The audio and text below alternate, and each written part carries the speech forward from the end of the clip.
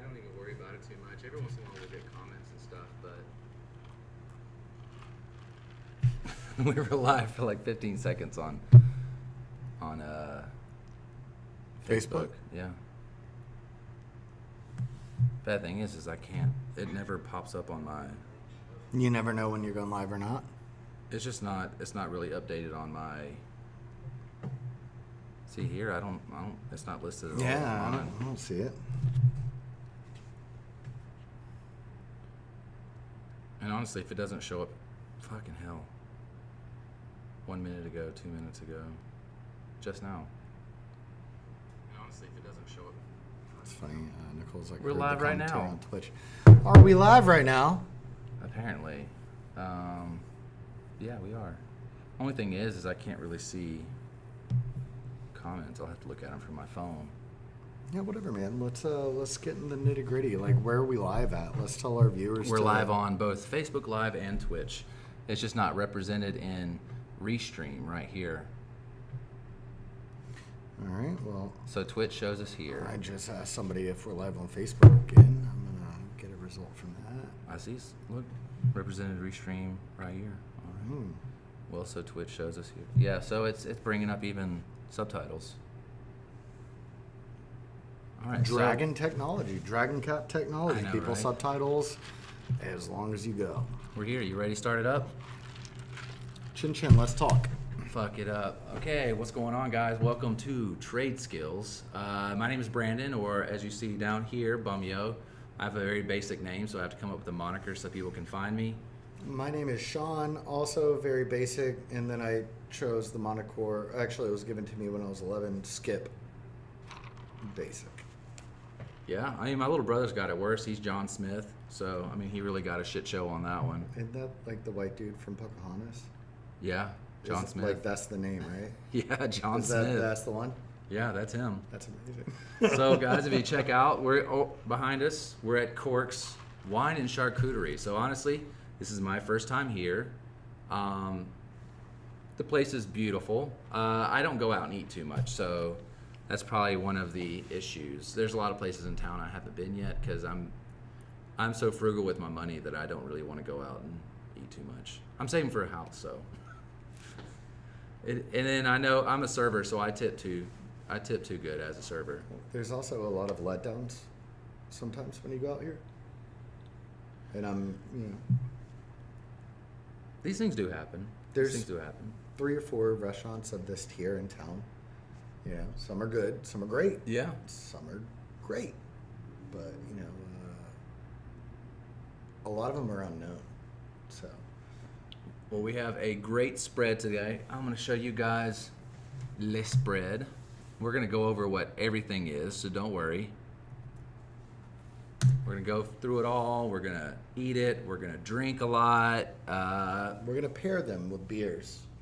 That should be interesting. So I know about beers somewhat, what you do as well, but you know about that, and I'm going to go in this completely blind. I mean, I've eaten my fair share of exotic meats and cheeses, traveling, and we don't have zebra or anything. Well, it's nothing too funky, but this isn't like sliced bologna at, This isn't like this isn't Circle K food at 2:30 in the morning because he had a long trip. That's for sure. This isn't government cheese that you can stick on the wall. That's what we did in school. You just take the cheese because it was so trashed, and you could just toss it and it would stick to the wall. What's up, Mom? My mom's watching on Twitch. My mom? My mom. Oh, I was like, man, my mom actually just got her first cell phone a month ago. She's never had social media. She had a bag phone before that. It was in the car. No, she didn't have that. She had a house phone, a landline. She never had a cell phone, nothing. No outside world contact until... That has to be nice, though. I think she says, I want you to take me there. No, Mom, I don't... Yeah, I could take you here. I could. Yeah. I told my mom I was going to take her out somewhere. I don't get to see my mom as much as I'd like, so I told her I'd take her out. Come on. I told her I was going to take her to Pho, just because... Man, Pho's pretty good. Yeah, because my boy Tim owns it.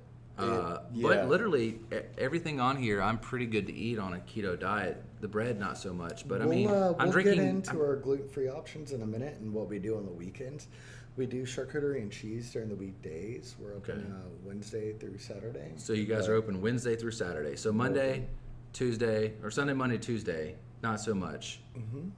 Okay. And what's the hours, since we're talking about the business? We are at the location, so. So we open up at 4, and then we go until 10 on weekdays, and then 4 to 11 on weekends, or until. I mean, if we're rocking and rolling, I'm not going to tell you to get out. Yeah, the same None as of us Pretoria. will. If Exactly. we close at 9, but if I've got 20 or 30 people in there, I'll stay until they leave. Exactly. I'm not in the business of saying no. I'm in the business of making guests happy. Yeah. So that's kind of what we do here as a whole. But yeah, man. I mean, during the weekends we do features, but we'll talk about that down the line. Yeah. No, I see a piano over here. Oh yeah, the baby grand. Yeah. Man, I want to have some jazz shows in town. I want somebody with a stand-up bass, somebody playing. What's up, Mama Sharon? Nathan Miller. What's up, Nate? I wanna Nate grab Dogg? some- He hates that. Yeah, I bet he does. That's why I said it. Nobody likes the name Nate Dogg. My brother goes by the name. I have a brother named Nathan, and he goes by the name Nate Dogg. So you have Nathan And Jonathan. and John. Jonathan, Nathan, Brandon. I don't That's know. cool, That's man. my mom, man. No, dude. I mean, That's kind of the. my parents were kind of high, I guess, when they named one of us, but it's Rebecca, Kalina, and then Sean. And it's like, where did Kalina come from? That's like a Hawaiian, that's a Hawaiian name. Like that's Kalina, is it? Mm-hmm. Yeah, I don't know what mom was doing with that one. Why she named Brandon Jonathan. Boo, is this the Skip Rouse, mayor of Tallahassee? Who said that? Sky Barnes. I'm not a fan of that moniker anymore, but Mayor of Tallahassee. It says found of Thomasville. I don't know what that. Founder of Thomasville, I'm guessing. found. I wasn't the founder of anything in Thomasville. I may have worked in Thomasville for quite some time, but yeah, yeah. You don't I like lived in you don't like Tallahassee. you don't like Mayor of Tallahassee. I want to know who that person is. He lives in Tallahassee. Don't care. Anyways, good. It's scam- Hi, Sky Barnes. Sky Barnes. His sister's Hannah Barnes. There's Bucky Barnes. No, that's Captain America and Bucky Barnes. Marvel. Yeah, there's Hannah Barnes, Sky Barnes, Oh, he reiterated. founder of Thomasville. No, the founder of Thomasville Well, actually, was let's- Tom Tomlinson of. Oh, Tommy I Thompson. don't know. Yeah, I don't know if you should choose the beer. No, no, your choice, man. Your I want to choice. get into this one. Me too. To be completely honest, All right, so Death from Above is a great band. So this is It's a pub ale. Biscotti from Above 2020. It's was that Dissolver presents Biscotti Pub Ale. It's 12 Bones Brewing. Yes. Can I pour it? If Yeah. you don't I mind? was just naming it out.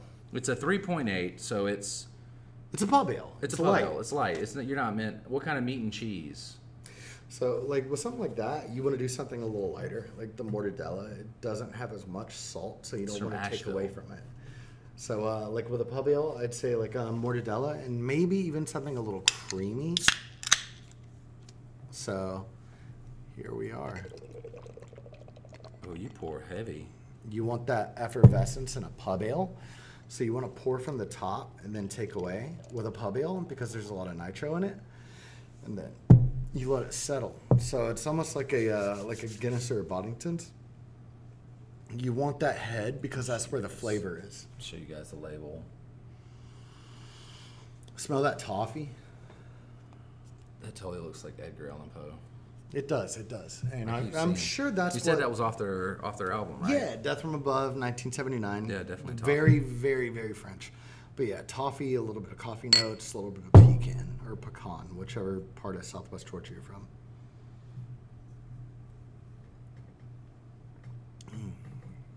Damn, that's good. What is on the TA?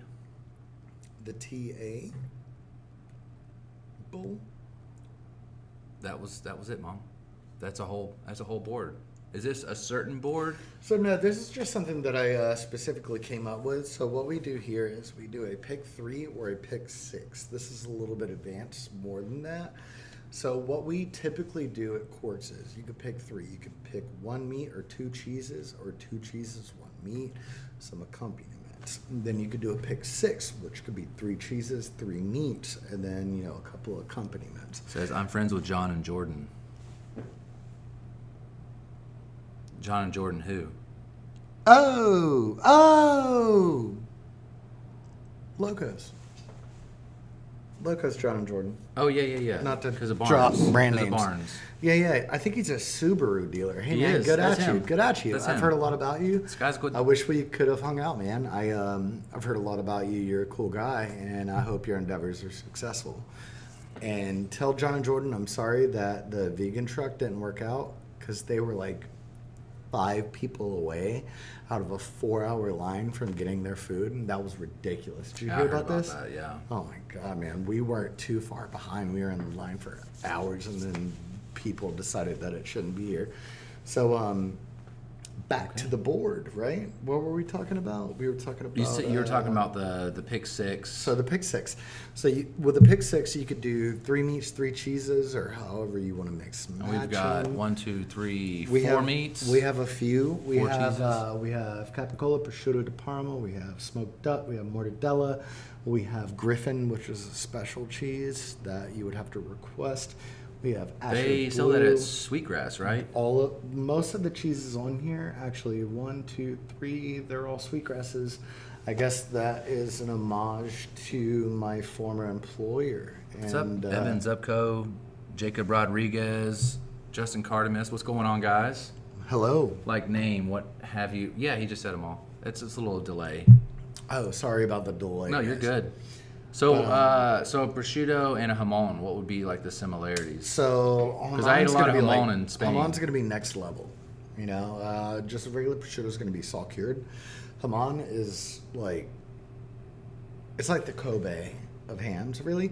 So, jam and jamon is going to be like a special fed diet pig. They're going to be fed on black acorns. And yeah.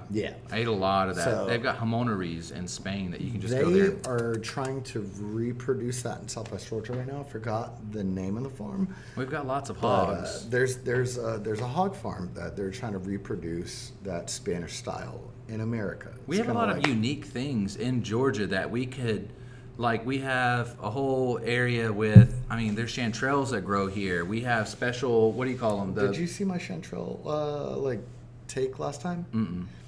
Lindsay, thank you. I will never tell anybody where you live, ever. Thank you. But I love my wife. Okay.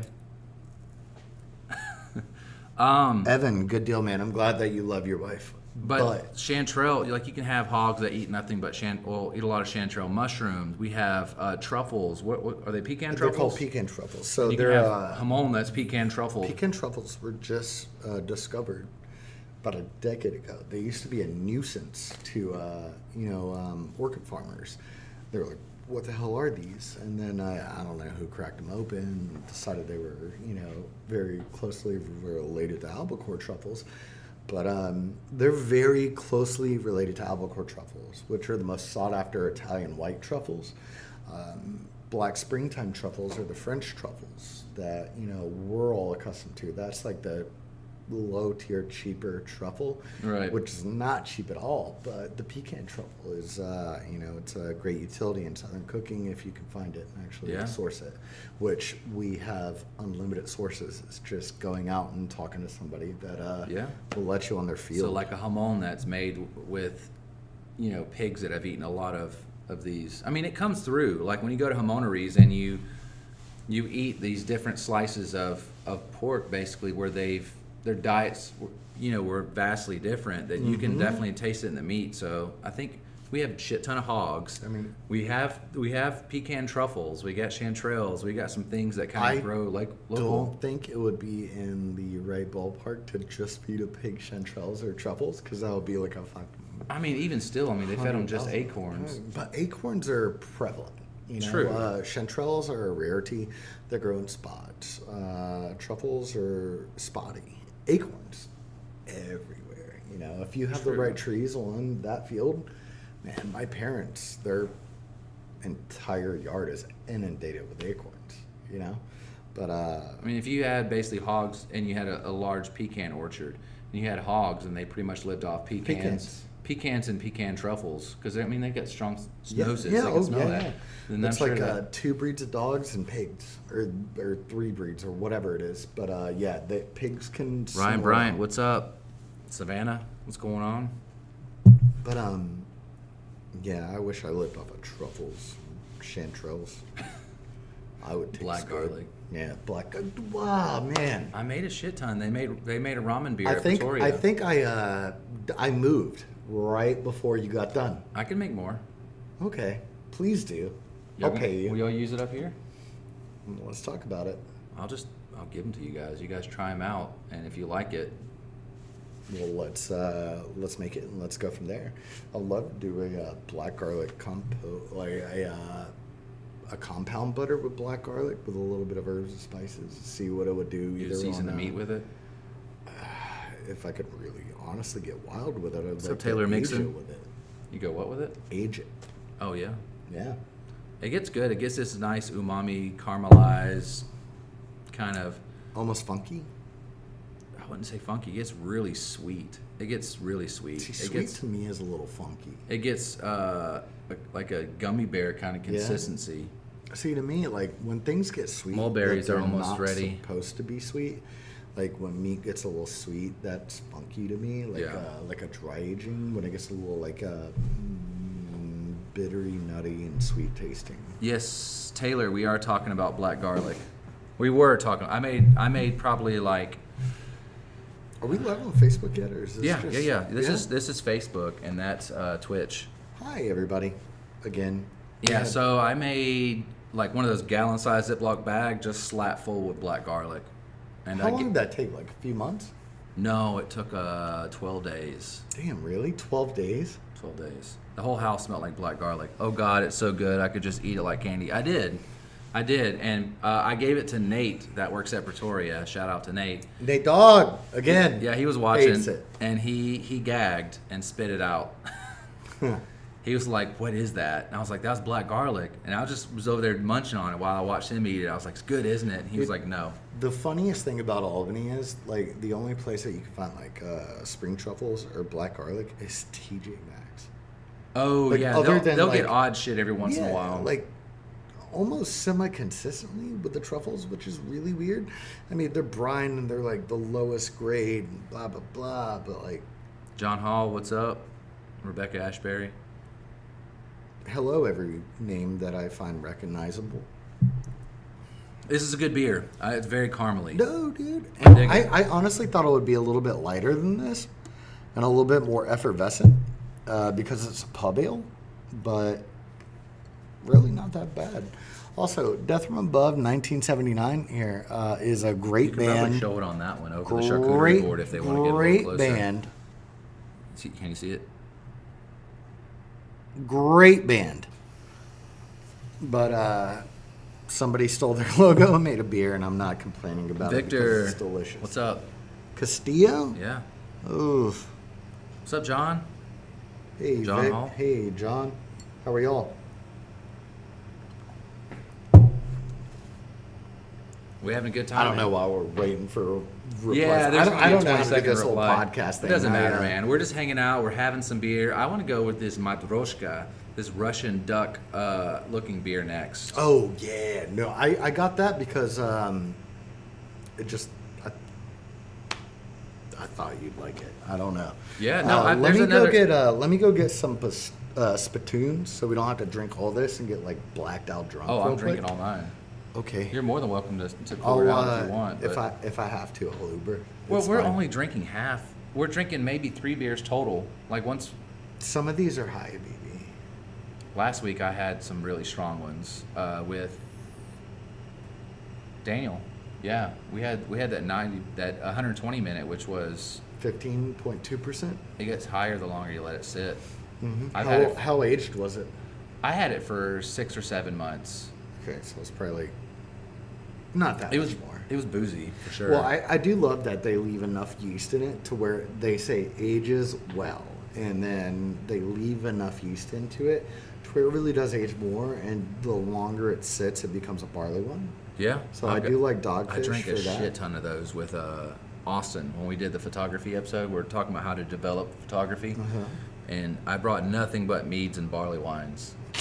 I'd been So you saving got them. blacked out drunk on a Nah, podcast. not really. I knew that he was a big fan of meads and barley wines, and there wasn't anybody I would have on the show that was going to be interested in it, so I saved them for him. John Hall says, good. Glad to see you back in the Benny, Skip. John Hall, I love you. You're a good person. I'm going to go get 2 more pint glasses because the next beer is going to completely be different, and I don't want to change the palate. So I'll be right back. Oh. I just feel like there's too much sugar back end on it. So I don't want to compromise. Fair. And I'm bougie. Fair. Do what you do. It's a beautiful location. I dig it. There's high top tables. There's low top tables. There's these nice Edison bulbs everywhere. There's a baby grand off here in the corner. You probably can't see it, but there's a massive amount of wines. You said there's 150, over 150 easily. Right. And the thing is, like, it looks bright right now, but that's for the podcast. We keep it at a dim, low level, so it's more intimate. And there's outside seating, correct? Outside seating all day. If it's not raining or windy, then we have outside tables. So it's a very intimate, low light setting to where you can actually feel like you're having a conversation with somebody other than you being at a wild, What's up, Chris? place where it's fluorescent lit. The only reason why it's lit this much is for the cameras. Right. I even tried to suggest that we lower the lights, but guess what? Video doesn't work that way. Yeah. So this lens that I have on here is not really perfect for low light settings. So it'll have a lot of I don't think they've spottiness. invented those yet. Even No, they do. They're low. So what you get is ones that are low aperture. So this one's probably like an f4, 3.5. If I got something that was like an f1.4, we'd be golden. So they invent cameras for not high budget podcast. Yeah. No, fuck. No. I have. So it's all about the lens. So I've got probably like 4 or 5 webcams, and they work okay. You see this one. Have you ever seen a here. red one? Yeah, those are fucking expensive. So when I was Those are for cinema, though. Do you want the Dude. red ones? red ones. I went with a band to New York. I did like a little East Coast skirt up, Right. and we were gonna go shoot a music video with a friend of ours that was at New York Film Academy, and he was the director. And they busted out like a red one, and they were like, "Oh, this is what shot 300," and it was like right around the time of 300. Yeah. And they were like, "Oh, that's a $500,000 camera." Yeah, they get really expensive ones. Yeah. Like the lens of that thing costs more than most people I know make a year. Yeah. And So Jason Momoa has a brass one that they made custom for him. So the whole thing, the whole housing of it is made out of brass. It's got his logos on it. The handles are wood and brass that come off the side. I think that's part of the lens, no, it's beautiful. It's gorgeous. He gets so much random shit made. It's Jason Momoa. He could buy it anyways. But these companies make him so much like customized stuff for himself. Like they're like, oh, you like hammers, right? Here, have this ball peen hammer that's made custom just for you, or this belt buckle that was made from a hammer. what was it, Taylor Tools? Is that Frank Quinn? Was it Taylor Tools? No, it wasn't. Macy, Taylor what's Tools. going on? And Tim the Toolman Taylor, what was that? Hartford? No, not Hartford. Benford. Benford. Tools. Benford Tools sponsors Jason. Can I say stuff like that? What, Jason Momoa? Yeah, or is it like a parody? We won't get sued. No, nobody gives a shit. Benford Tools, Jason Momoa. He gets so much random shit. I follow him on Instagram because he's fucking funny. He does a lot of rock climbing, and he gets so much free shit sent to him. Dude, just because of your podcast, have you ever had free shit sent to you? So I've had people like do beer. They're mystery beer. So Alan would tape up. He would get beer and tape them up, and then Jake and I would. Good idea. We would try to decide what kind of beer it was, and then who made the beer. Love the stream, especially when it's industry related. Keep up the good work. Skip, don't you dare spit out that beer. Ryan, don't tell me to live my life. You're not Oprah. You don't even have a book club. You're not Jesus. You have no apostle. Well, you might have some apostles in Athens. I love you though. Yeah, I used to work, so obviously I worked with Ryan at Mello, but back in the days, I worked with him at Sunset Grill. Oh my God.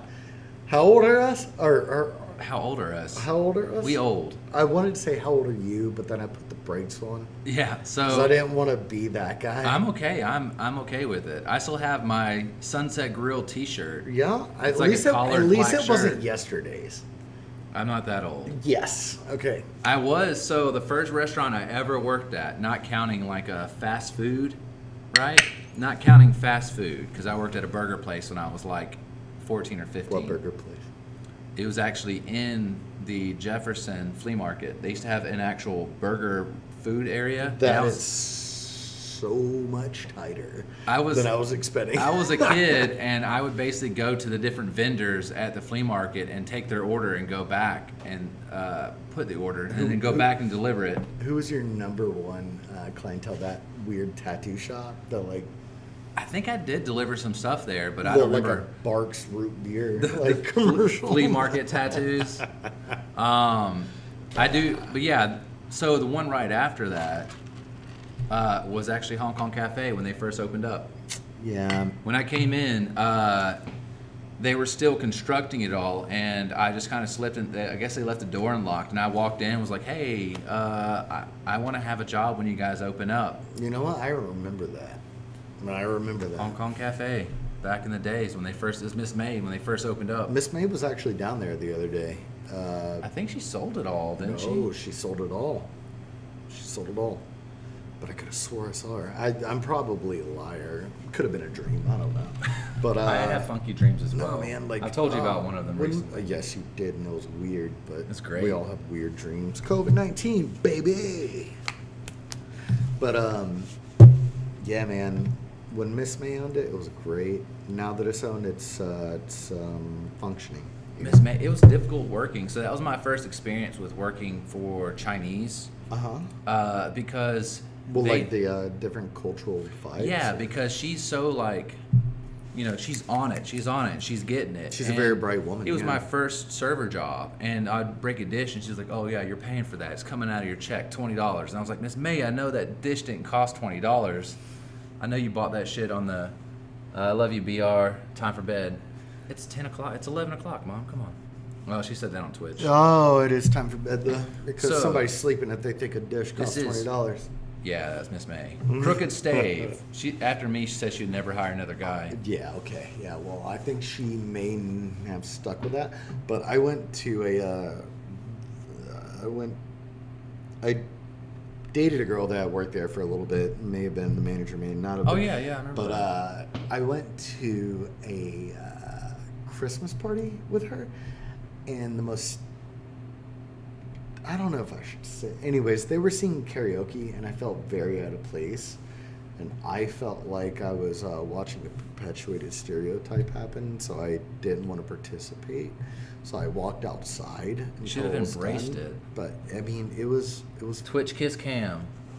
weird. Okay. Twitch Kiss Cam. We're at Corks up here, Charcuterie, with Skip, and we're tasting meat, we're tasting beer, we're talking about business. When did you guys open up? So we opened up New Year's of the year before the pandemic. So we did that. We were doing pretty good. That was going into the end of 2019, going into 2020. Yes. Yes. So we did that. We were doing pretty good. We started to find our footing, and then this thing happened where the world fell apart. True. And it just crumbled, and then we reopened. I'm out, Brandon. Keep on being an awesome guy you are. Skippy, I'll give you a call. Thanks, man. Who? Okay, cool, man. John, love you. But so the following July we opened back up, you know, with limited seating and all the restrictions followed. Right. Guidelines. Got a couple guffs from a couple people and said we weren't following. We were following strictly. I don't know any other restaurant that still has hand sanitizer and spaces them out. You correctly. literally have hand sanitizer on every table. Every single table, and every other restaurant in Albany has been open at like full cap since 6 months ago. We're not going to mention So- who they are, but they, you know, if you go there on a Friday or Saturday night, it is shoulder to shoulder I'm person. gonna say it's a Tuesday and it's still the same, but You know, we've been following every single CDC guideline to the T. We have done everything in our power to make sure that everybody is safe and is welcome to a close, knit environment where you don't have to rub shoulders with people, but you can still schmooze, Okay. So we've done everything in our power to make this a safe environment. So, and opened in New Year's 19 going into 2020. We had our COVID. You guys have been keeping up with the CDC regulations. The place looks beautiful. Thank you. And it's my first time seeing it, so I'm not being biased. Like literally, when I walked in here, it's my first time. I'm taking credit for all this. This is Rob and Melissa's place. They're Right. just friends of mine. So, that gave me the privilege to speak on their behalf. But I mean, they're friends of yours, but They're you good work friends, here as good well. friends. Yeah. So I work here. Just throw it out there. So Rob and Melissa own this place, and they had a vision, right? Right. So they just had a vision for Albany to up, do Blake something Watson? better and greater Right. than what was available. And they said enough is enough and made it happen. But I work here, and I'm grateful to work for and with friends. Right. Yeah. No, it's a dope place. I'm definitely glad you're part of it. Your cheese experience, for sure, from one of the last places you've worked at, I'm sure has definitely come into play here. I think maybe so too. Yeah, maybe. I think I'm sure you would have done well without working at Sweetgrass before, but I think that you having that experience and working at a place like that, because they have beer, they've got wine, they've got spirits. They make all their cheese in house. Yeah, and then a lot of the cheese that they have, or the cheese that you have here on this, is theirs. Yeah. So we're going to go into this. We're actually going to eat this, guys. So. I'm going to go to excruciatingly boring detail of why it goes with what. And Yeah. why it's Well, good. I want to get into this beer, and I want to pair it with something in there. Yeah, I kind of jumped the gun with that first one and didn't. But we pair enjoyed it. with, We enjoyed the beer. We didn't pair it with the duck that I wanted to. So there's another one on here that we can. Thankfully, he said get 6. I got 7. Kind of felt like this might happen. I'm digging this 2 stouts that we have. And then this That is double block looks double like block, pretty yeah. This is what this is a Goza. That's a stout, and this is what, an IPA? You want to start light and go dark? Farmhouse Ale. You said go dark and go light. Start dark and go light, or We start could, light and go dark. We could start dark and then go light, What's up, so PJ? we could cleanse our palates a little bit better. Oh, you're going into okay. All right. Start dark, baby. So this is Dogfish Head. This is not a cheap beer. This is my bad. Brandon asked me to get a couple beers in Florida when I was down there searching for a suit. A suit. Unrelated to this. I'm here for the taste of beer, or the taste for charcuterie, because we've got both. We've got both. So explain a little bit about this beer before we. You know what, man? Honestly, I haven't had the worldwide stout before, so we're about to learn together. So this is a bourbon barrel aged worldwide stout from Dogfish Head. Smells exactly like a barley wine that I've once had. It says very dark ale brewed with ridiculous amount of barley. I think it's 15.9 ABV. I could be wrong. Doesn't say it on the bottle. Let me Google it. I mean, it's supposed to actually list it on here. It listed on the 6-pack in Florida on the case. Heard. Worldwide stout. stout. They make, if you didn't know, Dogfish Head makes great beer. I love their, they did a... 17.3. Oh my God. That's cake. Cake? So... 17.3%. Well, we're going to go into some meat and stuff, and it's going to cool us down a bit. Yeah. So if you guys want to see worldwide stout, I think almost everything they've ever put out, I've enjoyed. They have an apricot. What's I don't up, know if William they Tyler make it. Hunt? I don't know if they make the apricot. That's boozy. IPA. That's a boozy boy. It smells like mead and barley wine, doesn't it? That's a It boozy smells like boy. sake too. You might see a face. Let's get in here.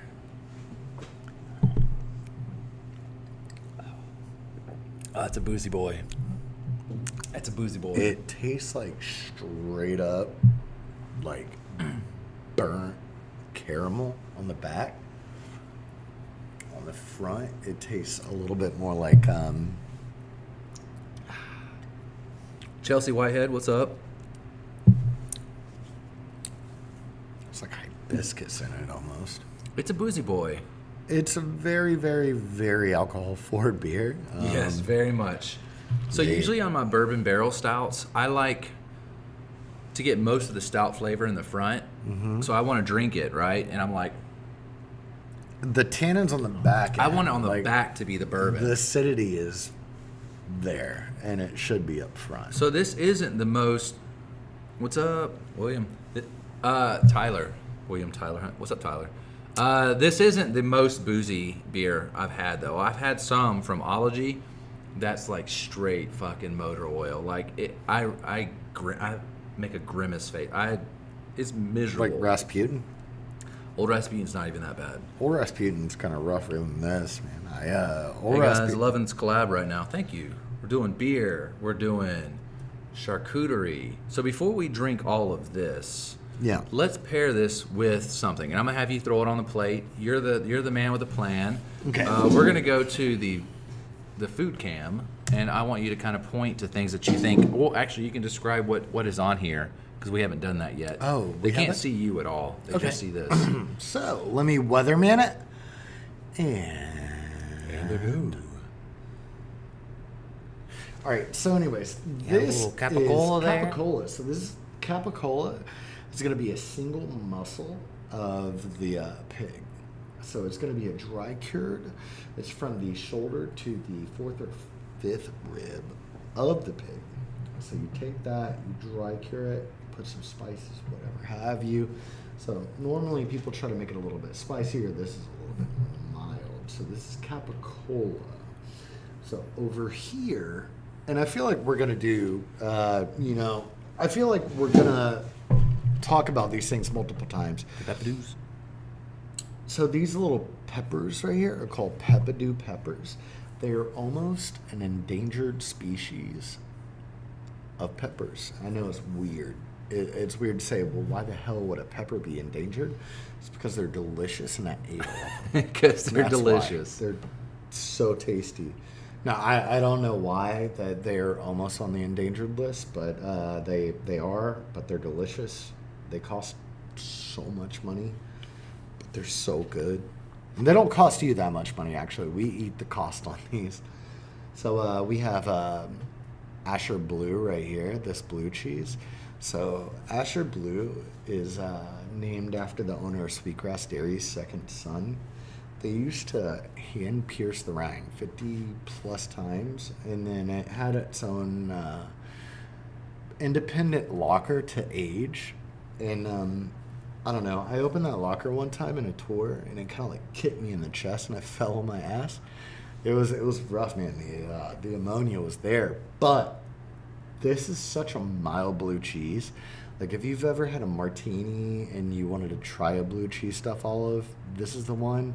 If you've ever wanted to try it blue cheese and not have it like overly funky, but like a little nutty and salty, this is the one. This is, I wouldn't want to say it's an introductory blue cheese because it's not, but it's one of the best blue cheeses like I've ever had.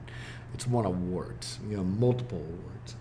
So Griffin right here is going to be their Terminus beer wash cheese.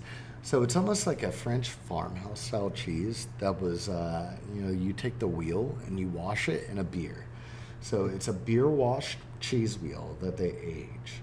And then we have the Green Hill, which is a double cream cow's milk cheese. It's ultra creamy, delicate, rich. Just the rind, all the rinds are edible in this, but this one is especially, asked to be ate. It's hand patted, so they hand pat the rind down when they move it, and then they just age it, and it's it's the creamy texture is out of this world. And then we have our Applewood smoked duck. So the fat rind on this, It's like a fat cap on a ribeye, except a little bit more exclusive. So a ribeye fat cap, a lot of people don't. It's called a spinalis. So a lot of people don't like the spinalis of a ribeye. They tend to throw it away, which is, to me, not the way to go. And a lot of people like the center cut of it. So with duck, it's a red meat. It's a poultry, but it's also red meat. So it's almost like a spinalis. It's a fat cap over the breast, and that's where all the flavor is. The texture is in the breast, and there's a good amount of texture in the fat cap. So on top of that, we also have candied pecans that we make or pecans. Pecans or pecans? Can somebody... Pecans or pecans? It's all the same. It's all the same. P-E-C-A-N-S, pecans, or paw, P-E-A-U? Pea or paw. Pea or paw. Pea or paw. Because I never know. I don't care either.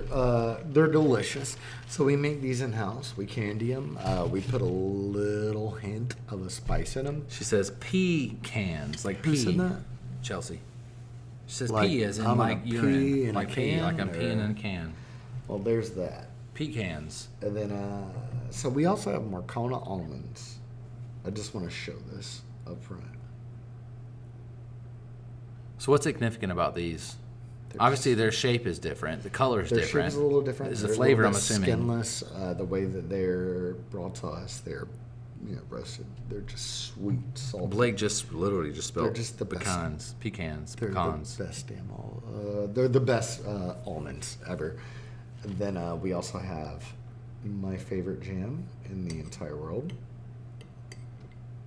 We have a horseradish jam. So what would you do with that jam?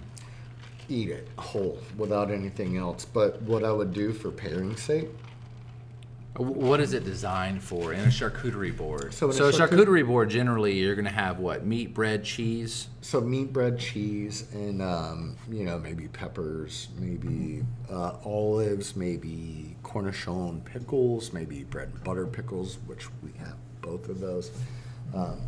So what you want to do is take a pinky dab of that. It's Solid. just us, so it's just us. It's good. So I'm putting that in there. It's good. I dig it. Explain that taste. I might have to get a second wind of that. Here, do a double dab. It's just us. I trust do. you. I'm vaccinated, by the way, everybody. Not a political podcast. Get vaccinated, please. I'm just trying to get what kind of flavors. So my palate isn't extremely diverse, so I'm not going to be able to. Horseradish. Do you taste a little bit of sweetness, horseradish? For sure. Lots of sweetness. So a customer coming in Apple. and getting a board, correct? Would this be included in the board? If they ask for it. I mean, our staff is going to tell you exactly what, if you have suggestions, or if you want suggestions, we're going to pair it with you. Down from, what meat would you pair with what cheese? We're going to tell you. So with, duck, do you want to go fatty, or do you want to go salty, or do you want to go, kind of like harder cheese? Like, what do you want to do? So with me, what I'm going to pair duck with, I'm going to either pair duck with Griffin, which is going to be like a medium firm cheese. Right. That's kind of in between like Parmesan and a cheddar. So like if you're introductory to this, Griffin's the perfect cheese, because not only is it going to give you the middle of the road, it's going to give you an extra layer that can compare yourself to that, because it is washed with a beer that is, good. So check this out. So I said So, duck and Griffin, right? right. Okay. So what we're going to do here is we're going to pair a little bit of that.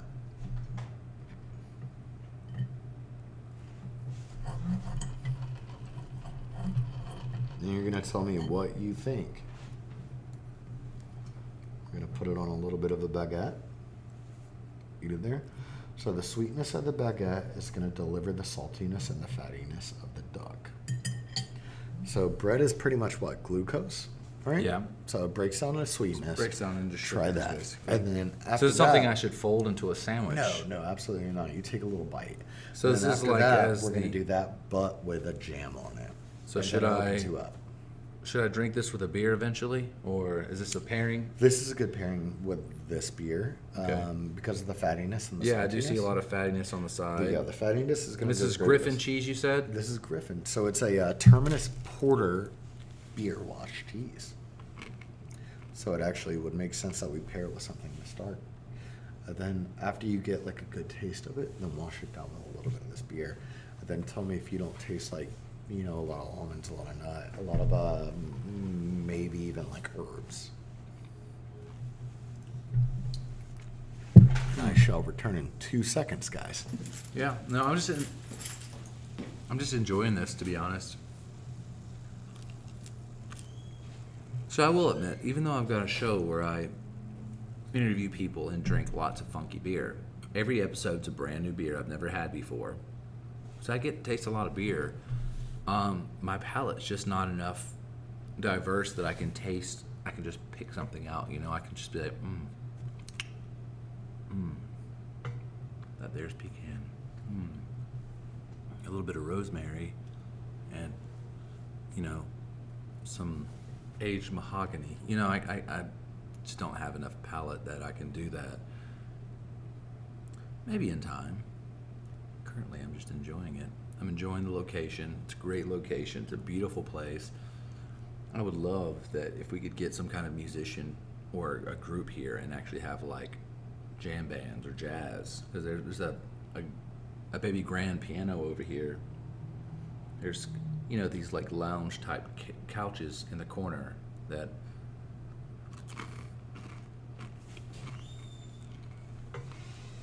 it's a great location. So like I was telling them, Yeah, only downside of live broadcasting, you know. it's okay. No, it happens. Literally, like, I think twice within our show, Daniel Watson headed off to the bathroom, and his was Last show? His was downstairs. Oh yeah, man, he's in a castle. Yeah, he's in a straight up castle. Can you convince Skip to play a little? Blake Watson. Play a little what? I don't have a guitar with me. Piano? No. He said no. I've got a USB cable. I can stretch all the way down there. We would have to go on break for 30 minutes and then me go home and get my guitars. No. That's a boozy boy. Yeah, I suck at. Yeah, it's very boozy. I might actually be a little too. I'm gonna put this to the side, actually. After I take a good sip. You- Yeah, to the side. To the side. All right. So let's talk about lighter beers and lighter meats. I'm gonna go get another round of glasses.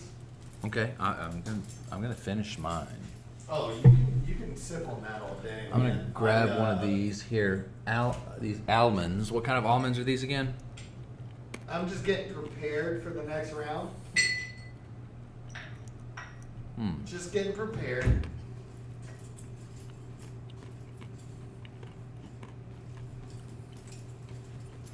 Definitely good almonds. Just get. Oh, Mercados?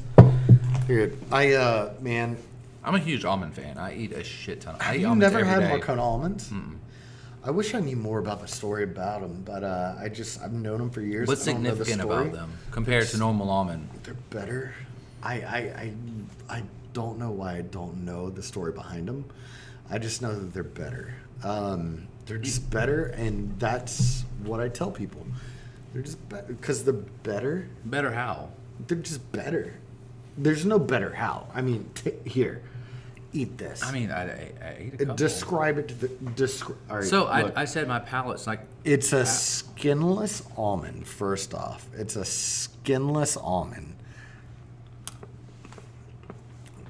The almond taste is more prevalent. Like super soft, really It's soft. softer. I dropped the ball by not researching it. I don't know, 8 years ago when I found out what a Marcona almond was.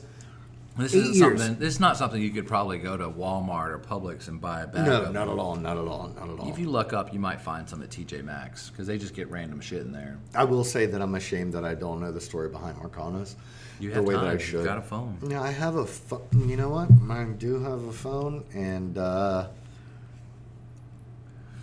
I want to know how these are better. I'm a I've- huge almond fan. I eat a shit ton of almonds. I eat almonds every day. I've rattled off on so much stuff already tonight.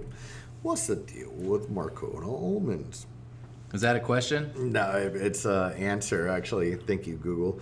Marcona almonds have been enjoying a steady rise in popularity over the past several years. They receive prominent displays at gourmet markets, get name dropped on fancy restaurant menus, and are frequently lauded as best almonds ever by those in the know. Literally just said they're just the best It almonds. just seems like it's a bit of relative kind of bias. That Just what makes these almonds so special? I'm ready. Marcona almonds are San Marzano. Okay, so I'm sorry. Marcona almonds are a special product of Spain, akin to San Marzano tomatoes from Italy or caviar from Russia. If you don't know what a San Marzano is, do you know what a San Marzano is? So it's an olive. No, San Marzano is a tomato from Italy. I have had Kinda a like- fuck ton of tomatoes in Italy. So a San Marzano is from the San Marzano region, just kind of like Champagne is from Champagne region in France.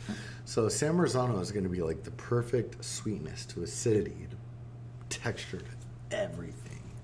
So I'm assuming that this almond is from a certain region, grown in Spanish cuisine. The almonds are more rounded up plump California varieties, raised blah blah blah blah blah blah blah blah. So they're from a region. They're just from that region. They're better, kind of like San Marzanos.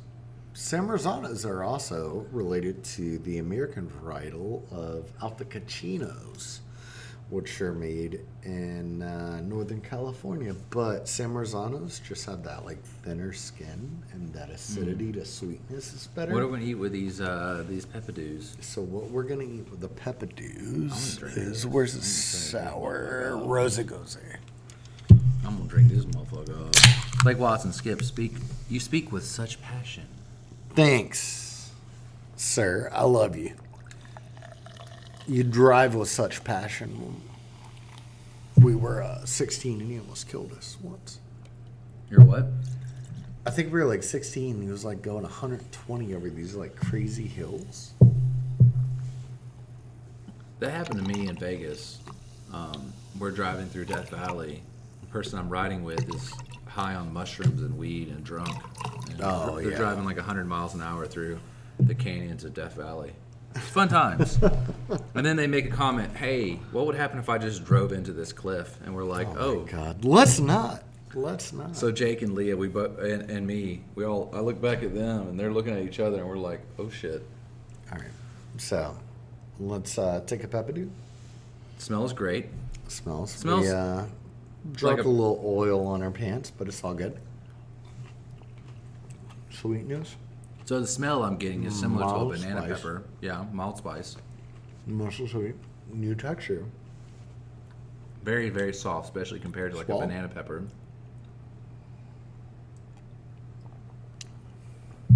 The acidity cuts that heat. But the sweetness lingers. Tuscaloosa. Yes, Blake. Tuscaloosa, Alabama was a wild one.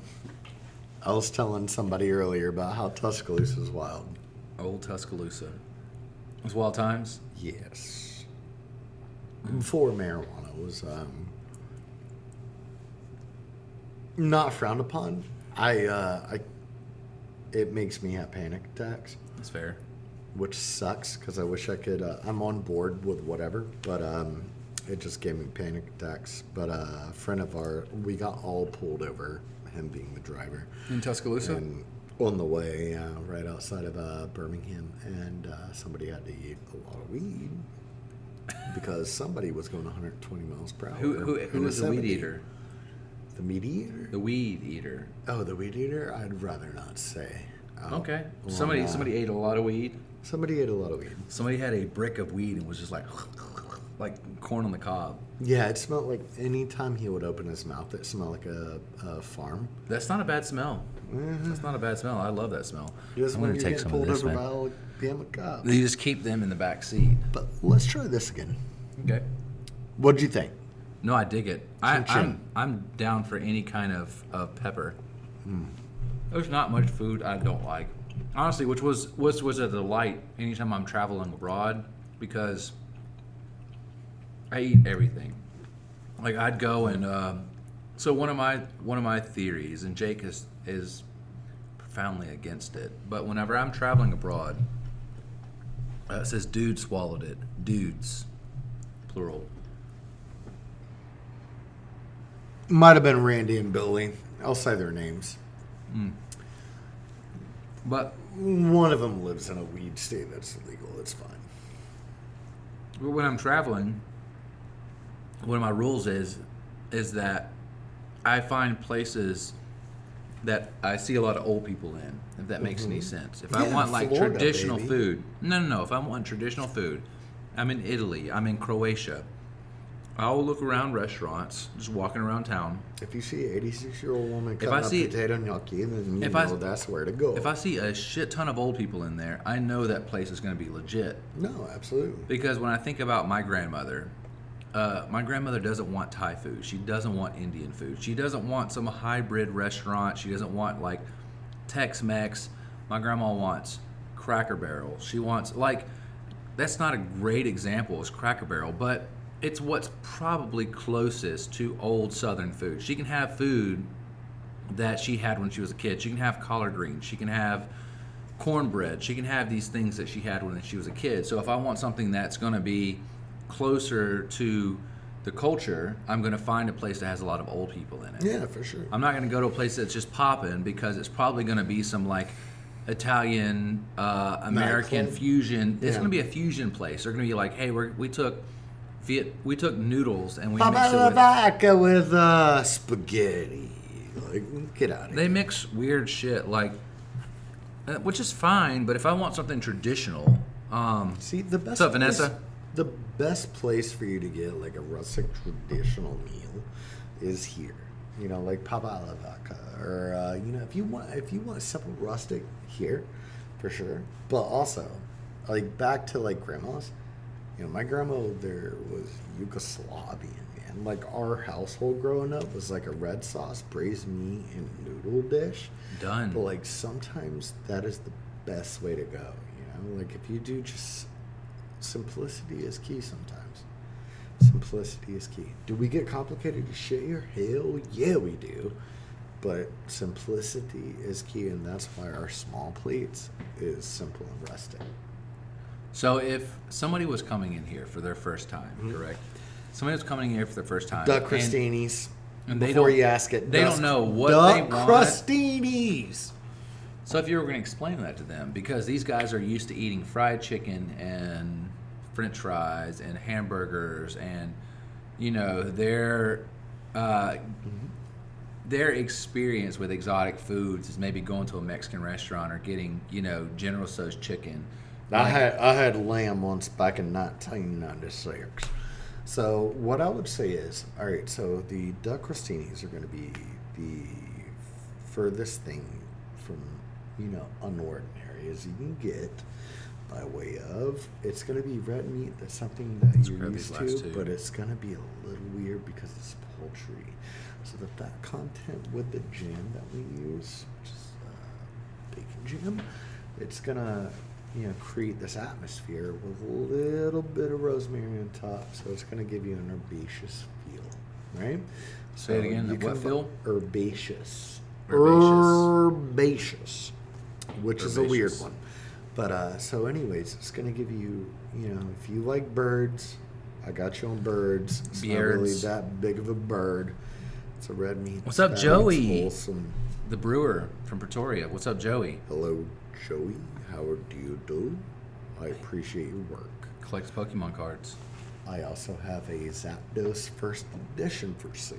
Shadowless. Get on board. Anyways, but so no, I mean, like, I don't know. I feel like this whole entire food and beverage world is subjective. It's like all subjective. how far can you take it? How far can I take it? And how far can we push it together? I mean, really, the limits are your own boundaries.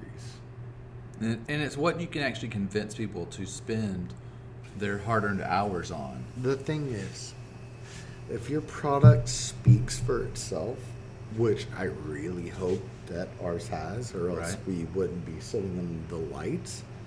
Yeah. Looking, our ribeyes are almost 2 inches compared to everyone's half inch in town, and So- they're prime.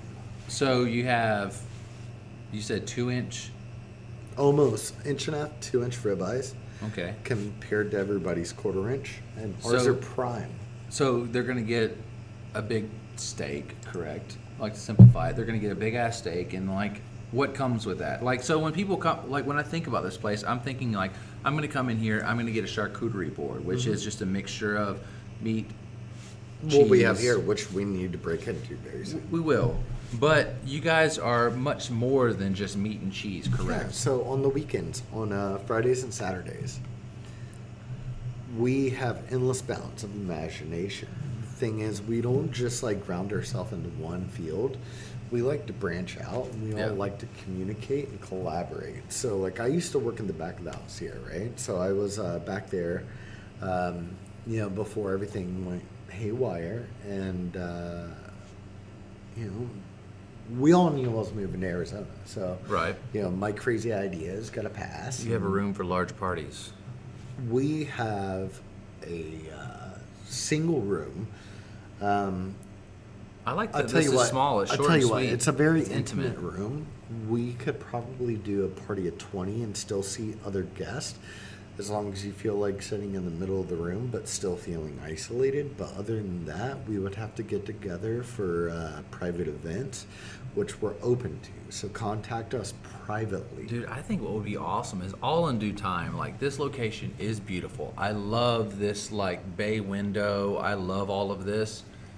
But in time, you guys, like, this place has been known for like some of the best eating in Albany. It's not been open very long. No. It started, at the very end of 2019, early 2020. In time, you guys would move out of a plaza and move into your own standalone building, and Endgame. it'd be massive. And Think about being in your own standalone building, like an Olive Garden.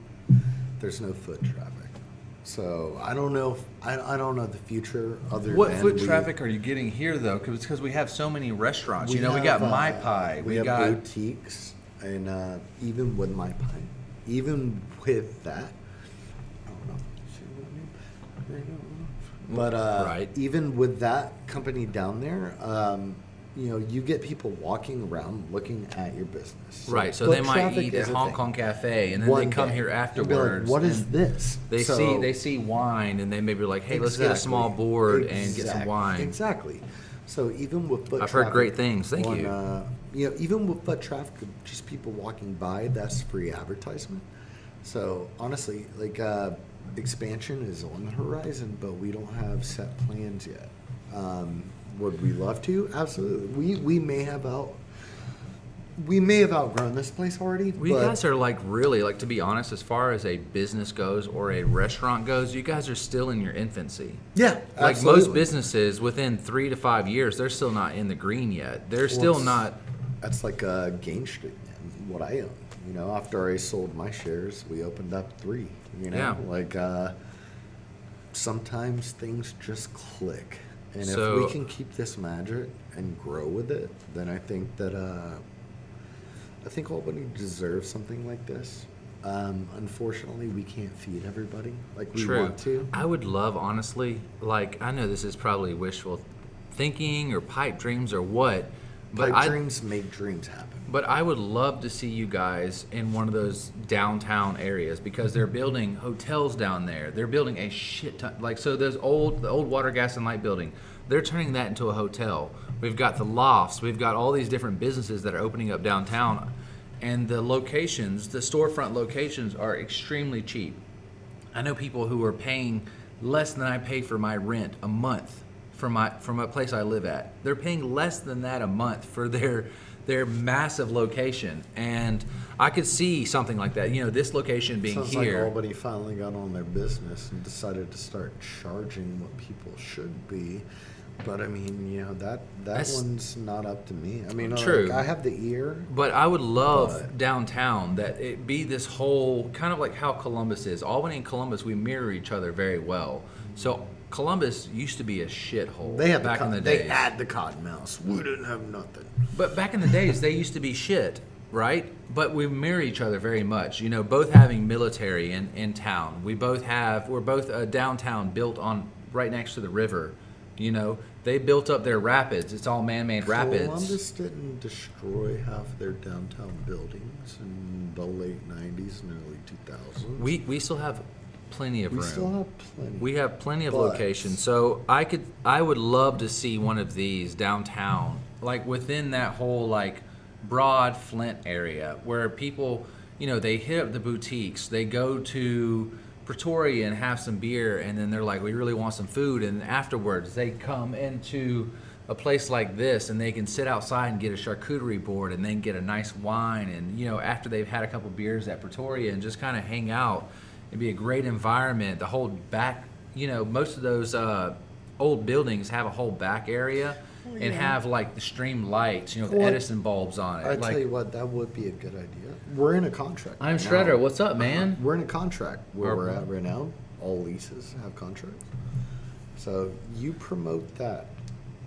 I mean, if you can get a good deal for us, we'll consider it. all in due time. Like, says I pay $13.50 for a 3-bedroom downtown. You pay what? So $13.50. So there are people who live, who work, who have businesses downtown, massive businesses, 2-story businesses downtown, who pay way less than half that for a downtown location, and it's a lot of times really furnished. I'm not going to go into. And it's fine. I'm not gonna go into who, but they gave me- I know about city grants. I know about city grants and you know, things that can happen with Things the and town stuff, you know. to get dollar rents, but we're not there yet. I we're, need you we're to eat getting this there. one because it's looking at me, and I need No, you to eat that peppadew. I've eaten so many peppadews here. I tell you what, actually, hold up before you eat this peppadew. You're gonna pair it? You're gonna put almond in the middle of it? I'm about to put some blue cheese in this peppadew. Ooh, speaking my language, I got a little moist with that one. Oh, you're about to get a little moist. Ooh, slowly. The camera can't see it, sadly. It's all good. They can't see you stuffing this peppadew with basically what's essentially blue cheese, right? Mm-hmm. And a Marcona. Hi. Senpai. Here. Oh, we've thrown it back in the oil. Is this an olive oil mix or what is this? It's yes, essentially an olive oil and pepper mix. But yeah, I mean, I love a funky blue cheese. if I could, yeah, if we could get a reasonable price downtown, and you know, guarantee what we have here down there. But I'm not saying I'm not saying nobody- get rid of this. I'm saying have Nobody both. downtown, both. Man, this is it's a pretty small town to try to cater to one clientele. Zach Russell, what's up? I want me some Zach Russell. Come fix my ice machine, Zach Russell. Zach Russell taught me how to fix an ice machine at a restaurant that I worked at here about 12 years ago. Was it Rio Lobo Loco? No, it's not Rio because it's River. It Rojo had Lobo nothing, Loco. It had nothing to do with the word crazy in Spanish. What at is a all. city grant? A city grant and a city allotment. So a city grant, if you were to apply for a loan from the city to where they would give you an allotted amount of money for, say, your facade, but your facade is going to be the, you know, front part of your business. They would give you an allocated amount of money to fix up the front-facing part of your business from taxpayer money. What's up, Leah? But you wouldn't really have to repay anything, and if you did, it would be a small amount. So city grant is money towards your business for a minimal return to the city to improve your business, essentially. I know. Does that explain it? Yes. Okay. I know a business downtown that literally pays Nothing. zero. It's $1 a month. No, they guys. pay zero, and they are making bank because. So hopefully in time, so the Thronatisca is doing big things, right? They're working on it. They're trying to have a whole downtown area. They're trying to have the whole train depot area, have it for events like it used to be. They're trying to build up. Revitalize what they were in the 90s. They want the train depot area to be both for events and have like a restaurant and a cafe there. They're wanting a whole walk area where you can go to the planetarium. You can go to the cafe at the Thronatisca. You can hit up the River Aquarium. You can go to Pretoria. It's all a big walk. You know, it's a beautiful location. You can hit up, King's Corn popcorn. You can hit up the Flint. You can hit up. I will say King's Corn popcorn, shout out. That shit's good. Pretty good. Pretty good. Right afterwards, a couple buildings down, you can hit up Corks Charcuterie. You can. You can maybe one day. There's all these locations. They're really trying to build up the downtown, and I hope within the next 10 to 15 years that it's a huge kind of area, and that. I'll tell you what, the city of Albany paid for us to open up a new restaurant and gave us all the tax cuts and only charged us $1. You have a good stream. Time to hit up the hay. Time to hit the hay. Don't hit the hay, Zach. Fucking why Zach. would you ever hit the hay? Goddamn Zach. What time is it? It's 11:25. He doesn't. Dude, we got like half an hour. Yo, be a buddy. You look like a buddy, Zach. Be a buddy. We got a half an hour. We got 5 beers left. Yeah, God, good Lord. Oh, the last half hour is going to be the one. We got 4 beers left. Oh. You did me dirty, man. We got all that beer left over. I saved that for you. Oh, thank you. Yeah. Mighty kind. The rose that goes. I thought that was the one that you had already. I have, but it was good. I love the. It is good. Patrick Swayze. It's got like the Grim Reaper on here. And do it's got with like- a guitar. It's a saxophone with basically it's not Patrick Swayze, but I feel like it's Patrick Swayze. It's a dirty dancing kind of thing. It's called the Rose Goze. The Rosa Goza. Jose, But you say rose that way, and you pronounce goza that way. So Rose goes. Rose goes. goza. Rose goes. either way, Goza. it's solid. It's not the best sour I've ever had, but How it's do solid. you pronounce goza? Goza, exactly like that. Goza. It's from Leipzig, Germany, and that's how it's pronounced. Well, it's like Gruner Veltliner. Have you ever seen somebody that doesn't know what the I'll fuck be a buddy, Gruner- goddammit. Be Well, a pal. Be a pal. Send us emojis. Share Haley, a what's link. up? Missy, what's Haley going Gordon? on? Dude, Haley Gordon's fucking posts are the most hilarious. Have you seen her shit? You talking about About, Haley as in like her, a- like happenstance run-ins with like dudes at like gas stations and shit? Man, her stuff should be I'll hang out for a bit sketches. longer. And Missy, actually, Thanks. Missy is the owner of the Paisley Figs. So Yeah, you I know guys Missy check Fowler. that. Missy Fowler, you're a great person. My family loves you. Everything's good. Check out the Paisley I'll do Fig. it. They got everything from candles to it's like a boutique is not covering it fully. It's everything from clothes to candles to sage, incense, High fives, furniture. hugs, hell, whatever, conversations. Her confession of a single girl post. Yes, those are great. Is that what Zach said? Yeah. Man. So is Haley is the hilarious. is Haley the Haley I'm thinking of? That she's not the one that owns the. No, she used to be like the manager at PacSun. Like, Oh yeah, ooh 15 yeah, years Haley. ago? That Yeah. dude, hot ass minute ago. They in the mall. Yeah. That was like the hangout spot. she was cool, man. She Yeah, was I like super Haley. chill. I was losing it by the last name. I was seeing Haley. Yeah, well, you know. You got a lot of leftover beer. That's all I'm saying. Let's get into some food, man. We got. I'm this gonna whole- drink this off screen, man. I'm trying to actually stay coherent for the sake of the beautiful company that I work for, and for the sake of the viewers, so I don't start speaking cursive. So I love every single one of you guys Haley watching. love. Zach says super funny. So we've got great beer here, and if you great beer here, which you can't see, it's kind of off screen. And then we have a whole board here, which we've only dived into the almonds. We've dived into the explain again what this cheese was that was in the corner. So The one that was in the right corner, that's from, well, I guess Sweetgrass doesn't encapsulate it because it's all from Sweetgrass. Okay, so Griffin, this one right here. The Griffin. And Oh, I had the the blue Griffin. cheese So within the pepper The dew. Griffin? Yeah, I thought we were talking about the blue cheese. So the Griffin is going to be a Terminus beer wash. Explain what Terminus is. Terminus is a porter. A very malty beer. Very like super sweet, malty. I love porter. So it's think of within the realm of a stout. But Porters, better? yeah, porters and stouts. There's a very thin gray area between. I've tasted definitely some porters that were kind of within the stout spectrum, and vice versa. Some stouts that were kind of on the porter spectrum. Porters have about 3,500 million times more malt. A lot of times those don't come prevalent. I'm a liar. Well, I I'm don't saying like know. sometimes the split between those, there's a lot of gray area that if I gave you a glass One is and top and one is bottom fermenting. if right? I gave you a glass and it had a dark beer, so let's go to this glass. If I gave you this glass and you're like, okay, this looks like a stout or a porter, and if you tried this,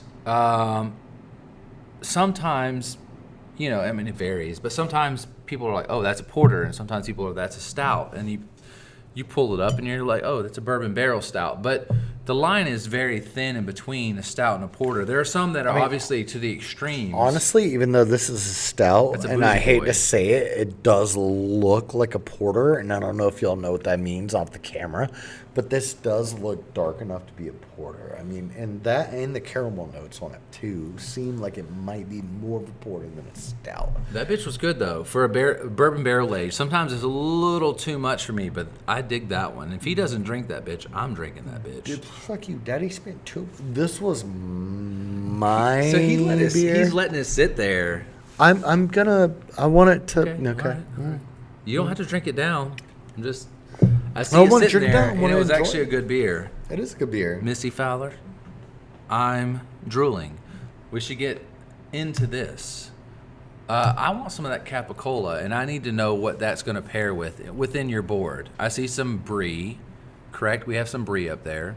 Or you said it's not a brie, it looks like a brie, right? It's a double cream cow's milk cheese can prepare for sweetgrass dairy. Sweetgrass. That's just one of So, those far left. Let's open up this oat cream double IPA. Okay. So explain to me some of the events that you guys have here, or some of the things you guys have coming up. So some things that we do is You have a glass to pour this in. for myself. Yes. Here, give me yours. Just pour it out somewhere else. That's fine. So, anyways. Yeah. So what we do here is we do music every single weekend. Yeah, came let's up- work out 2 plates, and then it will make it easier to get into it. So you have some rosemary up there. Yeah, right? just for garnish, really. I But you know, rosemary is a take- very flavorful. Take a whiff of it. I love rosemary. I love rolling it around in my palms and just getting a good whiff of it. So got some Capicola on there. We got some of this blue cheese, very crumbly blue cheese. One of the great things, so when I went to the Netherlands, they're huge into cheese. So you'll go to whole restaurants it's not even a restaurant. It is just a store that serves cheese. You can buy cheese to go. So when you walk in, it's just wheels. Like a bookstore would have just books on every shelf. This has just stacks and stacks of wheels of cheese. And it wasn't just this one store. These were just fairly common. You can go and just buy a huge thing of like Parmigiana. Like you can buy like some legit ass cheese. Not some American Parmigiana, but you can buy like some real shit. I need you to get yourself a plate. I'm about to, sir. Don't worry about me. Heard. So Load your we shit opened up. up at the end of 2019, going into 2020.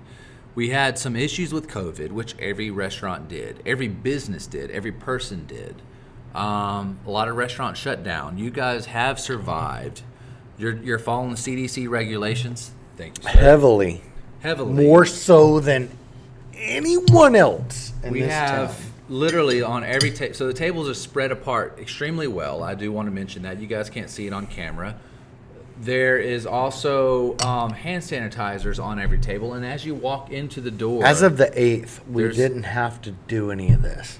right, you're doing it because Full it's cap. needed. It's because it's expected from good people providing good food, providing good service, providing good, safe staff. All right? And my groans are enough.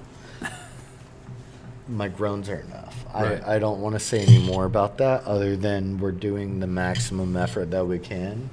No, you guys are doing great. And the fact that you guys have survived. So when you have something that's extremely niche, right? When you have something that. So when you think of restaurants you know are going to survive COVID, you're thinking of fast food restaurants, right? The ones that stay fast lines, and you're thinking of Cookout, McDonald's. Pub food people with liquor license that can do half mass. Right. That don't do half mass. If we had a liquor license, we could be packed out right now with people taking shots of tequila, you know? Right. That's not what we're after. all Right. I mean, if that was the case, we're- you guys would have done that from the beginning, before Exactly, COVID, because exactly. you guys opened up before COVID. Exactly. We're after the. What the does more- a plate like that cost? So this is This odd. would be probably after the add-ons, $32 to $36. 36 after the add-ons. I did a lot of add-ons, so it would be under $50 for sure. It sounds like a lot, but when you think about it, like I mean, if anybody saw the amount of different meats, quality cheeses, and then you understand the this ain't manufacturer this ain't no side. middle of the mall shit right here, Yeah. So who asked that? Blake. Blake Watson? Yeah. Oh, Blake. Yeah, come on, man. Hell, you come down here, I'll buy you a 3-board on me. Pay for your booze, though. So Watson. I just ate one of these pecans. There's a small amount of spice. Yeah, a to it. little bit of spice. So we put a little bit of cayenne on, a little bit of paprika. So A little bit. I dig it. So what's Yeah, nice we make about these that? in-house. We make these in-house. What's nice about that is it's a vast different from the almonds that you had before. Oh, yeah. The sweet and salty to the spicy and sweet. So And they're not even that sweet. The maconas aren't really that sweet. do you serve bread with all of this, correct? And do you expect Bread somebody? and crackers, Right. for the most part. Do yeah. people usually, is it kind of, if somebody's coming in here and they just basically like receive a plate like this, how would you explain how to eat this to them? Because they've got meat, they've got cheese, they've got bread. Are they supposed to do like an open face Depending on smørrebrød the sandwich? order, depends on if people know what they're ordering. No booze.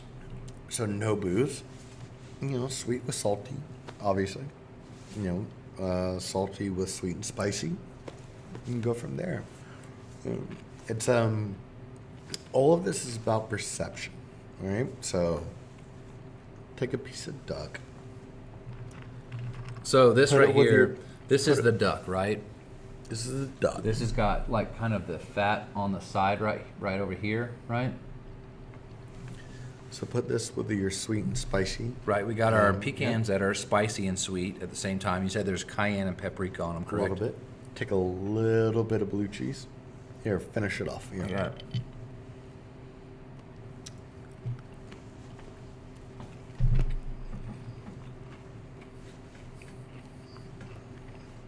Does that taste right to you? Yeah. Everything blends together very well. Nothing's offensive.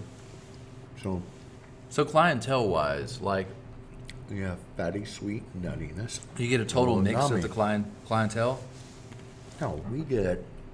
like every spectrum, like everybody. Yeah, I mean it's Albany, and we're a mixing pot. That's true. No, I was just wondering if, like, it was just a lot of. It's not really a lot of any one type.